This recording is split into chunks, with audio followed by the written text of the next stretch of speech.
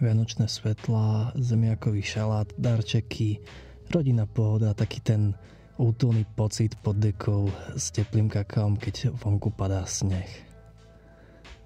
Takéto čaro Vianoc. Krásne vianočné sviatky. Chvíľkové prerušenie od každodennej stresujúcej a dosť úzkostlivej všednosti. Celkom deprimujúce obdobie. Necítim už ani len tie pocity Vianoc. Sú to dni, čo veľmi rýchlo ubehnú a rozptýľujú nás od toho, čo bude a je. Vlastne je to celkom deprimujúce obdobie, keď je zima vonku, hneď tma, človek by najradšej len prespal deň. Ani na samotné Vianoce sa človek moc neteší, lebo je to nejaký ten zvyk, čo sa musí dodržiavať a ide sa ďalej. Už to nie je tak krásne, ako keď sme boli deti. Je to asi len krutá realita. Vlastne nie sú to ničím výnimočné dni, len chvíľkové rozptýlenie. Len ďalší deň. Ani neviem, že to je. Necítim, že to prichádza alebo odchádza.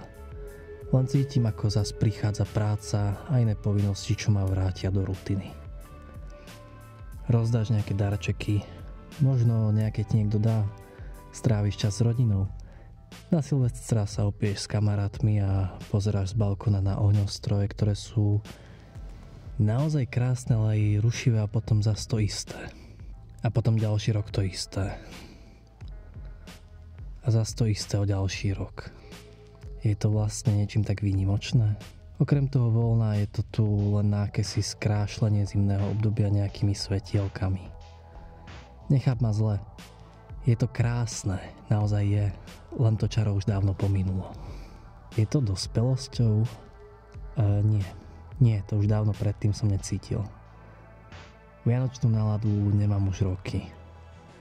Možno je to len môjim pohľadom na život a tým, že to čarovné je už preč pre mňa. Alebo len tým, že veci som začal vnímať také, aké sú a uvedomujem si toto obdobie také, aké je. Ja naozaj neviem, ale verím, že to tak necítim len ja.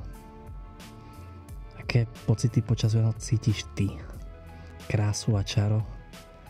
Či skôr pochmurnosť a beznádej? Možno dokonca o kus väčšiu opustenosť ako obvykle. Je to krásne, ale pochmurné zároveň. Asi taký je celý život. Krásny, ale aj pochmúrny.